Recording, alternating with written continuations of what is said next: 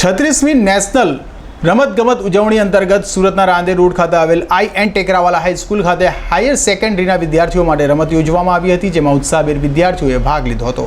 શ્રી સત્ય Sai education trust સંચાલિત Shrimati I and Tekrawala હાઈસ્કૂલમાં 36મી રાષ્ટ્રીય રમતગમત ઉજવણી કરવામાં આવી હતી, જે રમતોત્સવમાં ઉદ્ઘાટનમાં અતિથિ વિશેષ તરીકે ward number 11ના corporator Keyur Chapatwala ઉપસ્થિત રહ્યા હતા, તો સાથે પાલ ઈચ્છાપુરના કોર્પોરેટર નિલેશ પટેલ પણ ઉપસ્થિત રહ્યા હતા અને ગામઠી રમતોને ફરીથી ઉજાગર કરી વિદ્યાર્થીઓએ તે રમે અને આ રમતો પ્રચલિત થાય તે માહિતી આપી હતી।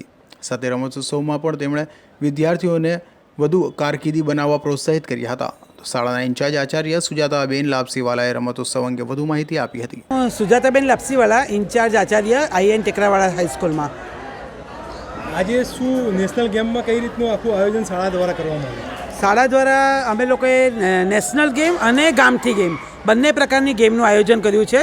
આજે મારા હાયર સેકન્ડરીના વિદ્યાર્થીઓ રમશે 11-12ના, આવતીકાલે 9-10 ધોરણના બાળકોને અમે રમાડવાના છીએ। એમાં નેશનલ ગેમની અંદર અમે વોલીબોલ અને ખોખોનું આયોજન કર્યું છે। વોલીબોલમાં અત્યારે અમારી ટીમ સુરત લેવલ પર ચેમ્પિયન બની અને 5 વિદ્યાર્થીઓ સ્ટેટ લેવલ પર સિલેક્ટ થયા, એટલે એ 2 ગેમ અમે રાખી અને એ સાથે તમામ પ્રકારની ગામઠી ગેમો રાખી।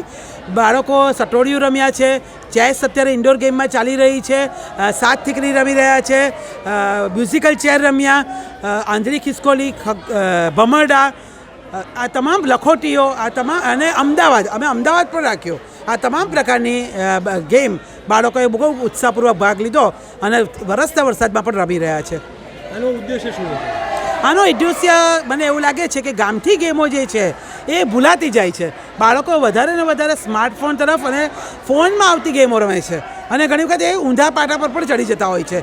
આ ગેમ દ્વારા આપણી ભૂલાઈ જતી જે ગેમો છે તે ફરીથી યાદ પણ આવે, બાળક મેદાનમાં આવતું થાય તો એ સશક્ત બને, મનથી બી મજબૂત બને, શારીરિક તંદુરસ્તી મેળવે અને આપણી ગેમો ફરીથી પુનર્જીવિત થાય કે જેનાથી બાળકો પરિચિત થાય અને એ લોકોનો સંપૂર્ણ વિકાસ થાય।